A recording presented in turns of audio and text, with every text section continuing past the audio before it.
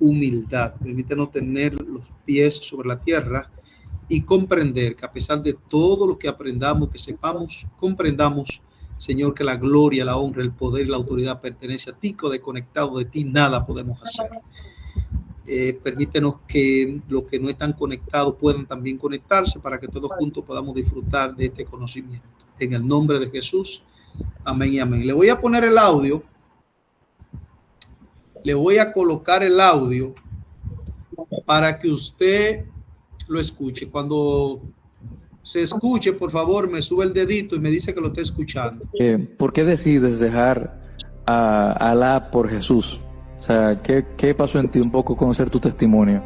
Básicamente, la razón por la que yo dejé el Islam, se lo voy a decir así muy brevemente, fue por la revelación directa de Jesucristo, así como le pasó al apóstol Pablo, pero en el Corán. A mí, Dios me empezó a hablar en el Corán. En el Corán hay una sura que es la sura 3, y en esa sura se cuenta cómo el profeta Muhammad recibió una revelación que dice: si tienes alguna duda de lo que se te ha revelado aquí en el Corán, pregunta a las personas que leían la escritura antes que tú. ¿Que leían cuál escritura? Bueno, dice la Torá y el Injil. La Torá ya saben lo que es, o sea, ya saben todos lo que es, pero el Injil es la palabra en árabe con la que se refiere el Corán al Evangelio. Para ellos, el Evangelio no es lo mismo que tienen ustedes en las Biblias, pero si no, ¿cuál es el otro evangelio? Yo les animo a que, si ustedes hablan con algún musulmán, lo conocen, pídanles que por favor les presenten ese evangelio desaparecido del que ellos hablan. Y en ese verso yo me di cuenta de que yo tenía que recurrir tanto a la Torá como al evangelio. Eso fue lo que hice.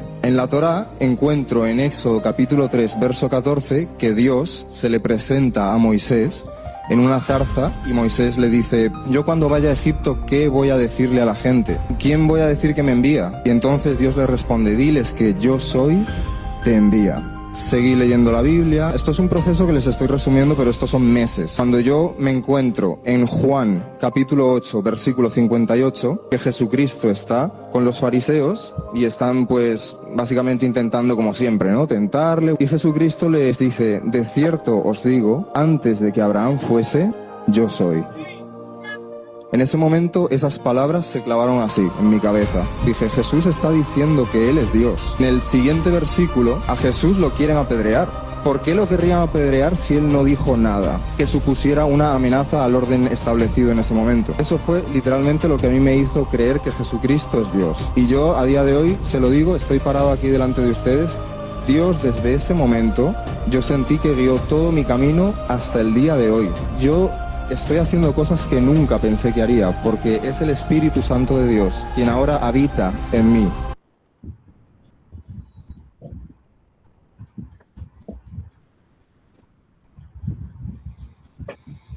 Bien, entonces, iba a poner algunos cuantos cortes más, pero quisiera que podamos entrar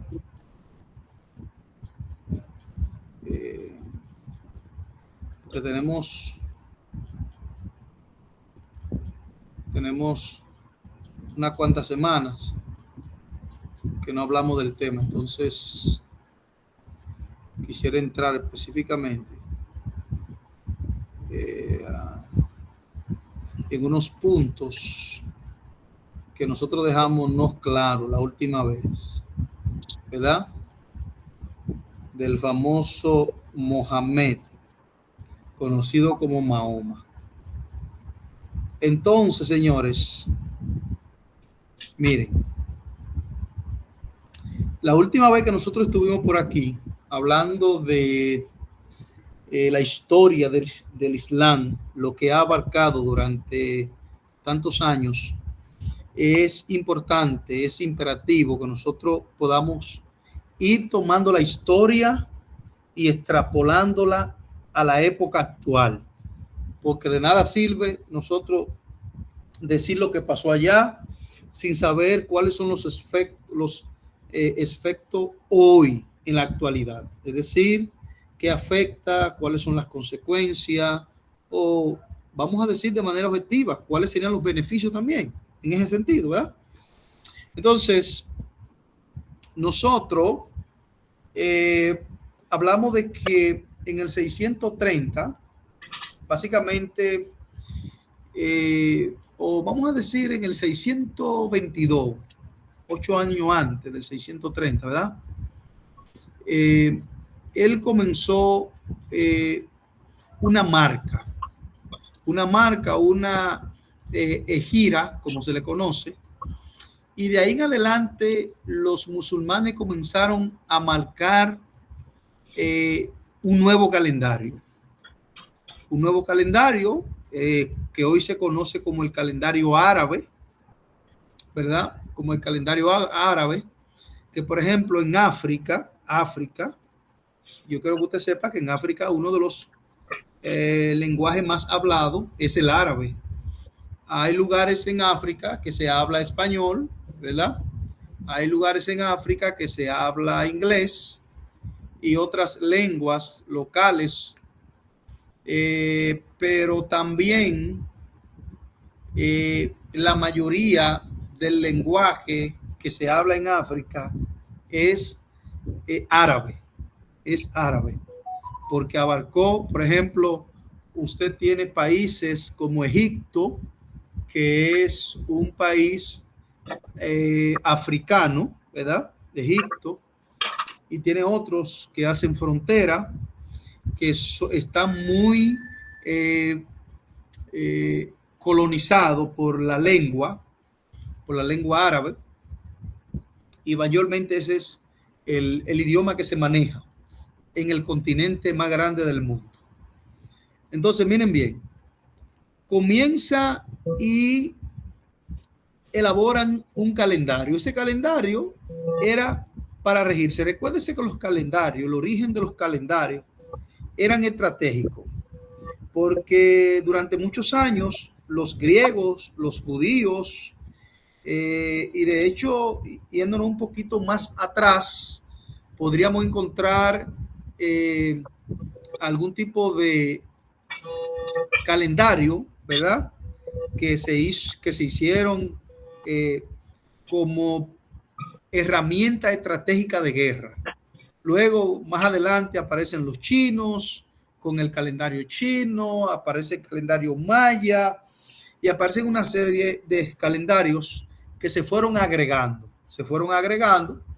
Y nosotros, los que vinimos de una cultura que está permeada por la cultura greco-romana, es decir, el griego y el latín, entonces básicamente nos manejamos y nos conducimos por ese tipo de calendario.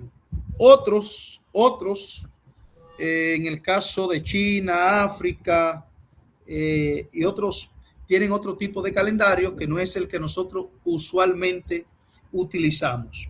Entonces, ellos hicieron como estrategia de guerra, lo primero que hicieron fue su calendario. Así que si yo te digo a ti, el 22 vamos a atacar a tal nación, pero el 22 de qué? ¿El 22 tuyo, el 22 mío, el 22 de ellos? ¿Cuándo? Entonces, el calendario fue una herramienta de guerra que se utilizó durante muchos años. Hoy es actualmente es más fácil decodificarlo. De hecho, por eso ustedes ven que hay en las guerras, hay un militar que se encarga solamente de cargar el teléfono. Ese no dispara, ese no pelea. Ese militar lo único que hace en la guerra es cargar un mapa, cargar el teléfono que tenga señal sin importar el hoyo donde se encuentren, un teléfono satelital, porque es estrategia de guerra, ¿verdad? Y se comunica entonces con la base central. Todo eso se desarrolló. El calendario fue una herramienta parecida, para que ustedes tengan una idea, fue una herramienta parecida. Y entonces sabían todos los imperios, sabían en qué época tenían que atacar, en qué época estaban desprevenidos y en qué época dichas naciones no iban a la guerra. Así que los calendarios eran importantes, muy importantes. Bueno, entonces, dicho esto, se marcó en el año 622, a partir de ahí, el calendario peculiaridad muy parecida a la peculiaridad haitiana en el caso de la reproducción masiva. en el Islam las mujeres tienen prohibido básicamente prepararse o abstenerse de embarazarse. O sea, básicamente tener hijos es obligatorio, no es si usted quiere o no, es obligatorio tener hijos, a menos que haya una situación básicamente natural que le impida la gestación, pues usted debe tenerlo. Por eso ellos se han multiplicado tanto. Porque, bueno, porque los pueblos cristianos, las naciones que se autodenominan cristianas, como Estados Unidos, que se autodenomina una nación cristiana, Francia, España, Alemania, Rusia, está ahí también Italia, todas esas naciones que son naciones cristianas o que se autodenominan cristianas, hay un problema que comparten. ¿Cuál es el problema? Las personas están haciendo clasificación para tener hijos, lo que implica y favorece el crecimiento del Islam en el mundo. ¿Por qué? Bueno, porque no es como el cristiano, que tus hijos nacen y si tú eres católico y los hijos quieren ser otra vaina rara, lo son. Y si tú eres evangélico y los hijos quieren ser otra vaina rara, también lo son. No, en el Islam no. En el Islam, si tus padres son islámicos, tú eres islámico. Eso no es que no, que espérate, que voy a preguntar, que no, que yo no quiero. No. En el Islam, si usted nace en una familia islámica, usted es islámico. Punto. Ahí no hay de que no, espérate, vamos a analizarlo a ver qué pasa. No. Usted es del Islam y punto. No hay nada que hablar ahí. ¿Qué pasa? Cuando tú te vas a los países tercermundistas, desarrollados o países primermundistas como Estados Unidos y otros, tú te vas a dar cuenta que cuáles son las adopciones que se hacen. Perro, gato, es decir, cada quien está sustituyendo a los hijos biológicos por un gato, un perro. Y de hecho salió un estudio psicológico interesantísimo, un estudio que arroja que todas las personas que adoptan un perro, un gato, tienen problemas psicológicos. O sea, no es un tema de que no, tienen un tema. O sea, porque ese jamás va a ser tu hijo, no importa que tú le pongas ropa, que tú le pongas que sí o qué. La psicología arrojó que las personas que adoptan animales y los tratan como un niño y le ponen ropa y le ponen esto, tienen un problema psicológico, tienen un problema afectivo, tienen un problema de aplanamiento emocional. Hay una situación ahí en esa persona que no es tan simple de resolver como la gente cree. Entonces, ¿qué está pasando? Bueno, Haití una vez le ganó la guerra a República Dominicana con la mayoría, que fue lo que Trujillo estuvo mencionando todo el tiempo. Trujillo dijo, nos están invadiendo pacíficamente. Y la gente decía, ¿pero qué es lo que este tipo está diciendo? Cuando usted revisa la historia, usted se va a dar cuenta que el famoso masacre de Trujillo de 1947, me parece que fue 1947, 1948, donde Trujillo fue obligado, de tanto haitiano que mató, fue obligado a una multa de $750,000 en ese tiempo, que era una cosa, usted no se imagina, es ahora. Imagínense que la deuda eterna, Trujillo eran como $60,000, algo así, la deuda eterna. Y Trujillo fue sometido a pagar $750,000 de multa a Haití por la cantidad que mató de haitianos. Para que usted tenga una idea, Trujillo se calentó tanto, que desde 1947 a 1949, Trujillo puso un presidente conocido como Jacinto Peinado, que era el papá de Jacinto Peinado Garígola. Que Jacinto Peinado Garígola, que es el que usted conoce, que fue vicepresidente con Balaguer y fue senador de Reformista, pero el papá de él se llamaba Jacinto Peinado y era el vicepresidente cuando Trujillo Y cuando Trujillo se calentó tanto con las Naciones Unidas, con Estados Unidos y con los organismos internacionales y con los derechos humanos, que tuvo que aparentemente hacer una renuncia, una pausa. Todos nosotros sabemos que no fue así, que simplemente fue para... Y Trujillo era un tipo tan fuerte que de esos $750,000 nada más pagó 400,000 nada más pagó de multa. Durante 2 años se enfrió la cosa. En el 1949 el tipo volvió como que no pasó nada de la cantidad de haitianos, porque Trujillo decía que iba a haber una invasión masiva y era que ellos estaban entrando y estaban dando a luz aquí. Y lo que se estipula, por ejemplo, en la actualidad, que por cada mujer dominicana, una mujer dominicana pare 1.3 muchachos, 1.3.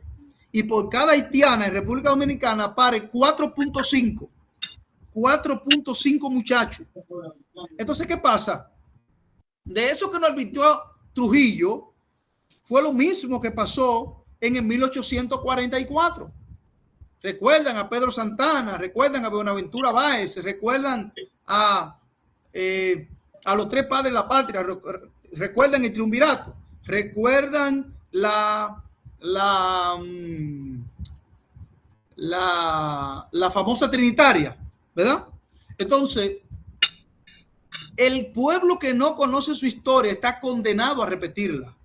Entonces, ¿y qué tiene que ver esto? Bueno, que en Estados Unidos, precisamente, cuando tú analizas la población total, la mayoría de los que se están casando no quieren hijos. Y el que tiene hijos quiere uno, no más. Cuando tú te vas a España, pasa lo mismo. Cuando te vas a Francia, está pasando lo mismo. Cuando te vas a Italia, está pasando lo mismo. O sea, los países que supuestamente son cristianos son los países donde las personas están olvidando la reproductividad humana, la población. Y entonces, ¿qué está pasando? Los musulmanes están ganando terreno, porque mientras los cristianos, los países que dicen que son cristianos, no están teniendo hijos, entonces los musulmanes, los islámicos, están entonces reproduciéndose en gran cantidad. Y por eso ustedes ven que si nosotros dividimos religión por religión, o sea, si nosotros apartamos los evangélicos, los adventistas, los católicos, los testigos de Jehová, los mormones, usted se va a dar cuenta que la religión más grande del mundo es el Islam. No hay una religión que tenga más feligreses que el Islam, porque si tú, ahora, el cristianismo, poniéndolo todo, los adventistas, los católicos, todos juntos, los evangélicos, entonces te da más que ellos, Pero si tú lo pones dividido, la más cercana es la Iglesia Católica con 1.200 millones, mientras ellos tienen 2.200 millones. Es decir, que a la Iglesia, al catolicismo, que es la religión más cercana a ellos le llevan 1.000 millones. Oiga esto, 1.000 millones le llevan al catolicismo, el Islam. Y es una religión que nace 700 años después, casi 8 siglos después del cristianismo. El cristianismo comienza 8 siglos antes aproximadamente. Sin embargo, el Islam comienza 8 siglos después casi mente, porque en los que Mahoma en el 722, luego el 730, en esa expansión se llevaron básicamente lo que faltaba para el siglo 8. Así que vamos a ponerle 8 siglos, 800 años de diferencia, y hoy tienen más de 1.000 millones de feligreses más que el cristianismo. Señores, eso debe ser un tema de preocupación. Nadie habla de eso. ¿Por qué?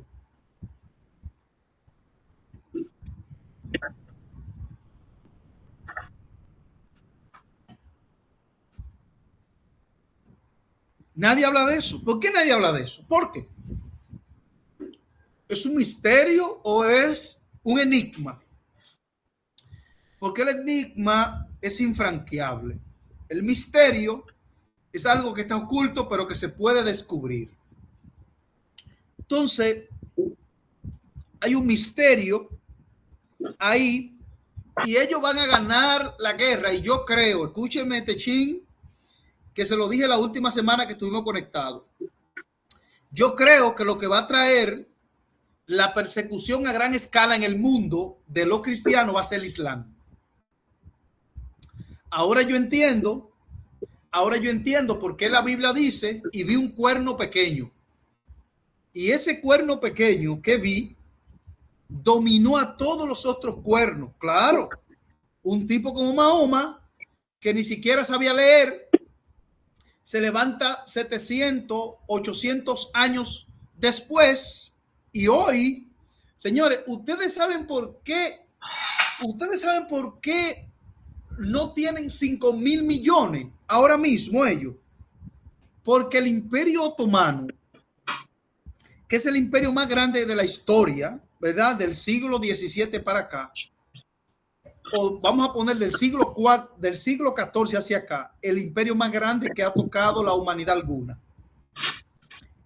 es el Imperio Otomano, totalmente islámico, dirigido por patriarcas,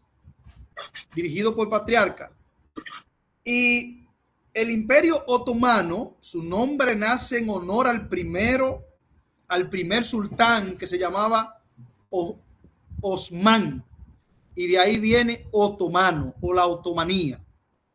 Y entonces yo quiero que ustedes sepan que se levantaron los reyes católicos y detuvieron esa hemorragia, señores, pero fue ayer. Yo quiero que ustedes sepan que eso fue en el siglo XIX que desapareció el Imperio Otomano. Eso fue ayer. Si no se levantan los pietistas y no se levantan los reyes romanos y los reyes católicos, yo le aseguro a usted que hoy hubieran más de 5.000 millones del Islam en el mundo. Y posiblemente usted y yo, aunque usted no lo crea, posiblemente anduviésemos con un talí, con una areola y una serie de vestiduras extrañas en la ropa, ¿verdad? Porque yo quiero que usted sepa que los países árabes hace más calor que República Dominicana. Y a pesar de eso se usa. Porque vuelvo y le reitero, no hay democracia. No hay democracia. Eso no es un tema de que, no, porque si yo no quisiera, yo no iba a hacer. Usted está equivocado. Usted está equivocado. Nacer en una familia islámica, eso no es opción. No es como ahora que los muchachos van a la iglesia si quieren. No. Muchachos. Los evangélicos, los hijos de nosotros, si quieren, van a la iglesia, si quieren, no van. Y uno, imagínate, para no coger lucha. Allí no, allí lo ahorcan públicamente. O sea, allí no hay problema con eso. O sea, no es un asunto de que tú, no, que yo no voy, que tú no vas, ¿Quién te dijo a ti esa vaina? Entonces, el Islam se ha aprovechado. ¿Qué están haciendo ellos? Algo totalmente absurdo. Escúcheme aquí, por favor. Algo totalmente absurdo están haciendo ellos. Lo mismo que condenan la sura del Corán, ellos están optando por apoyar a los grupos terroristas, apoyar a los homosexuales, apoyar a los de izquierda y apoyar todos esos grupos que se sienten discriminados, se sienten ofendidos por la ultraderecha, ¿verdad? Así que para ganar terreno, ellos están apoyando a los homosexuales, a todo el mundo. Pero mire, el que no conoce la historia es una cosa sorprendente. Es mejor hablar con un ciego que con una persona que no tiene conocimiento. Mejor hablar con un sordo que hablar con una persona que no conoce la historia. Es mejor. Mire, todos saben que los países islámicos, los países donde impera el Islam, los homosexuales lo ahorcan. Ellos lo ahorcan. Sin embargo, en los países, escúcheme aquí, por favor. En los países que el Islam no impera, ellos apoyan a los homosexuales. Esto es como una locura. Se lo voy a poner más simple para que usted entienda. Vamos a suponer que usted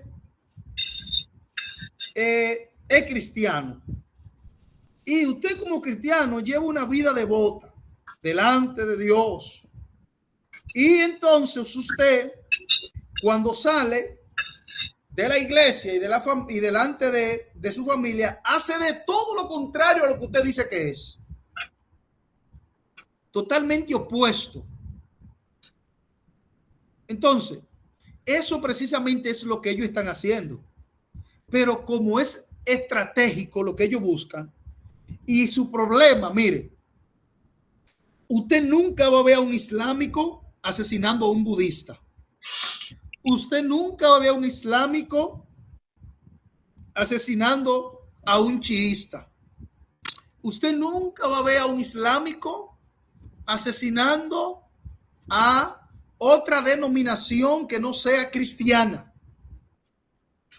Su problema es con la Biblia.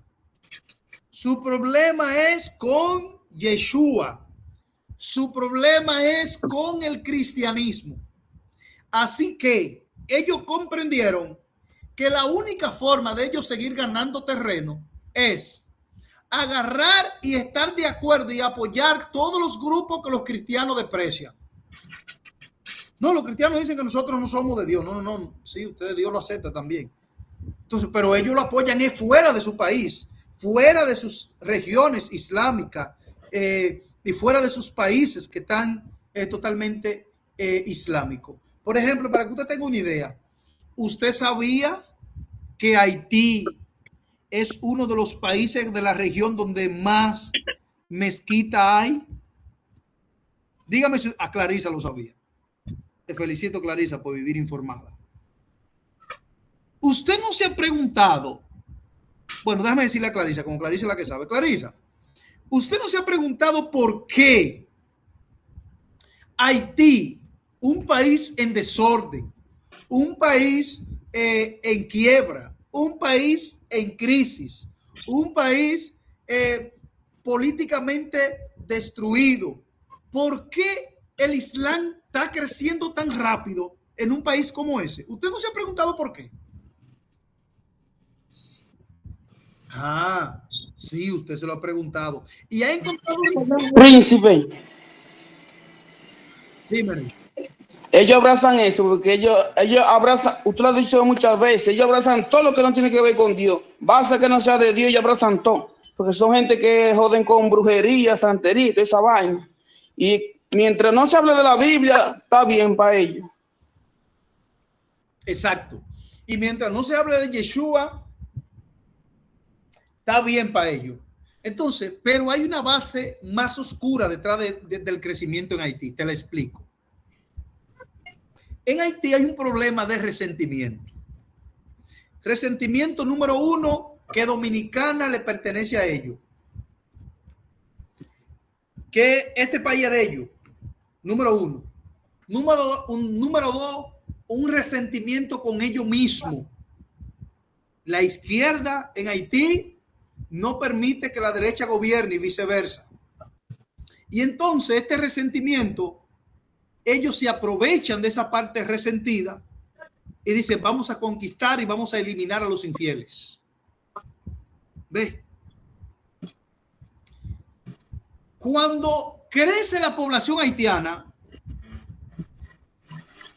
en República Dominicana, eso es un peligro. ¿Por qué? Bueno, porque a través de los haitianos va a llegar el Islam a gran escala a la República Dominicana. Mucha gente está jugando con esto. Mucha gente está relajando con eso. Y creen que es un tema de chiste, creen que es un tema de relajo. Y tú escuchas a otros ignorantes como, es un grupo que son violentos. Ellos no todos son violentos. Mi amor, si te venden violencia, tú no te vas a ir pan de ellos. Si se muestran tal como son, tú no te vas a ir como para donde ellos. Por eso me parece que era, yo no sé si era Thomas Watson o Charles Spurgeon que decía que el infierno es un lugar tan horrorífico que Satanás tiene que venderle a la gente placer y engaño para poderlo llevar allí. Porque si se lo muestra tal como es, nadie va. Entonces, creo que era Thomas Watson que decía eso. Thomas Watson, que decía que es tan horrorífico el infierno que Satanás estaba empeñado en venderle a la gente una serie de satisfacciones, privilegios, honores aquí para que no descubran realmente hacia dónde van. Entonces, el Islam es tan oscuro que lógicamente hay grupos de ellos preparados, capacitados para ir y mostrar una parte dulce, una parte buena, benevolente de ese crecimiento. Pero al final es destruir al cristianismo universal. Es lo que ellos quieren. Porque los infieles para ellos no son los budistas. No es el vudú que hacen en Haití. No, ellos no condenan eso. No. No es el hinduismo. No. A ellos no les importa esa vaina. De hecho, yo le dije a usted que el país que no es árabe, que más islámico hay, ¿dónde es? India. Y usted no se ha dado cuenta que la India es un país muy, pero muy, muy, muy, muy, muy, muy, muy idólatra. ¿Usted no se ha dado cuenta de eso? ¿Y por qué ellos no lo matan a los hindúes? Porque dice, creo que la sura número 4, la sura número 5, que los infieles adoran a otros dioses que no es Alá. ¿Por qué ellos no lo matan? Deberían matarlo como matan a los cristianos en Nigeria y como están matando a los cristianos en África. ¿Por qué ellos no matan y los cristianos adoran a un solo Dios? ¿Por qué ellos matan a los cristianos si la sura del Corán dice que los infieles, una de las señales de los infieles es que adoran a varios dioses? ¿Y por qué ellos matan a los cristianos si los cristianos nada más adoramos un solo Dios? ¿Pero por qué no matan a los hindúes que adoran a más de 7 dioses? Para todos tienen una deidad. ¿Por qué no lo hacen? Quiero dejar esta pregunta e irme lentamente a ver si alguien me la responde.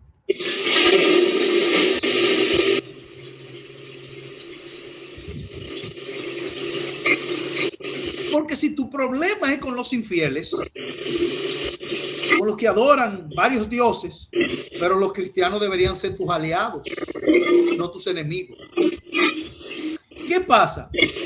Que todos estos tipos que son unos resentidos sociales, unos dolidos sociales, que tú lo ves y que siendo ateo, que no son ateos nada, lo que son unos resentidos sociales, terminan abrazando el Islam.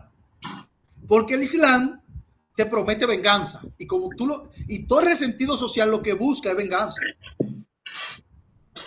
Y gente como Eladio Hernández, por ejemplo, ¿verdad? Que es uno de los principales promotores del ateísmo en la República Dominicana. Cuando esa gente se encuentran con esos grupos, se identifican con ellos porque los asumen, porque buscan precisamente lo que ellos quieren. Señores, entonces, el crecimiento del Islam me dice a mí que hay una profecía bíblica que es la persecución de la iglesia a gran escala. Y yo quisiera decirle a ustedes, hermanos, tranquilo, que Cristo va a venir antes de eso. Yo quisiera decírselo, porque de hecho a mí me beneficia que Cristo venga antes. Pero cuando yo leo la Biblia y quiero ser objetivo y quiero hablar la verdad y quiero enseñar la verdad y quiero educar con una verdad teológica, me doy cuenta que no es verdad. Antes de esa gran persecución a gran escala, Cristo no va a venir. Yo quisiera que sí. Pero cuando me pongo a detenidamente estudiar la Biblia, me doy cuenta que no es verdad. ¿Qué es lo que se ha hecho por muchos años? Yo no sé si yo le conté a ustedes sobre el pastor Lucas Reyes, me parece que sí, que yo le conté a ustedes, que ese pastor fue un pastor que fueron a orar por él y estaba muy enfermo. Y había un hombre que Dios lo usaba, era una unción, una gloria, una cosa, ese tipo levantaba paralítico, muerto y de todo. Y yo recuerdo como ahora que fue un martes, como un martes fue a orar por él. Y él dijo, no ore nadie por mí. Que el jueves en la mañana yo me voy con el Señor. Y era martes. Y dijo a los pastores que estaban ahí reunidos, pastores, ustedes no saben lo que le espera. Ustedes no tienen idea de lo que le espera. Ustedes no saben la persecución que ustedes van a vivir, la crisis que van a vivir emocional y espiritualmente. Yo no, ya yo me voy el jueves, con el Señor he ganado, he peleado.